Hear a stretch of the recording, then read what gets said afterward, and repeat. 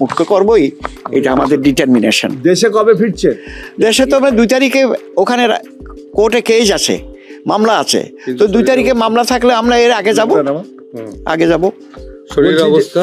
শরীর অবস্থা ভালো না, তারপরেও যাব চিন্তা করেছি। ঠিক আছে, ধন্যবাদ। বলছি যে কি আশঙ্কা কোনো কিছু করছেন? না, আমি আশঙ্কা করি না, যা আক্রমণ করতে পারে না, বিভিন্ন লেখালেখি হচ্ছে, ওইটা আই ডোন্ট কেয়ার।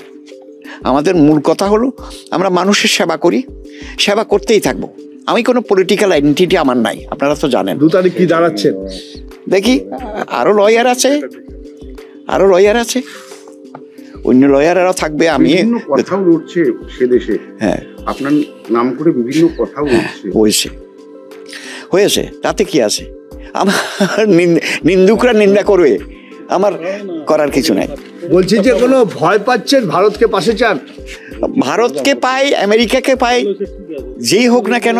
কানাডা, আমি কি ছিলাম, আমেরিকা ছিলাম, I was in America also. আমি কানাডাতেও ছিলাম।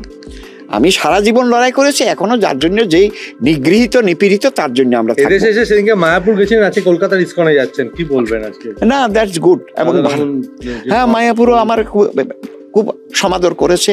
আমি মন্দির ঘুরে ঘুরে দেখলাম। রাধারমণজি নিজে এসেছেন আজকে আপনার সঙ্গে দেখা করতে। ওইটা তো আমার একটা this is the opportunity for me, বাড়ি থেকে এসে নিয়ে যাচ্ছেন। হ্যাঁ। বলছি যে এই যে আপনি যাবেন, কবে যাচ্ছেন বাংলাদেশ? আমি তো এখন এইমসে চিকিৎসাধীন আছি।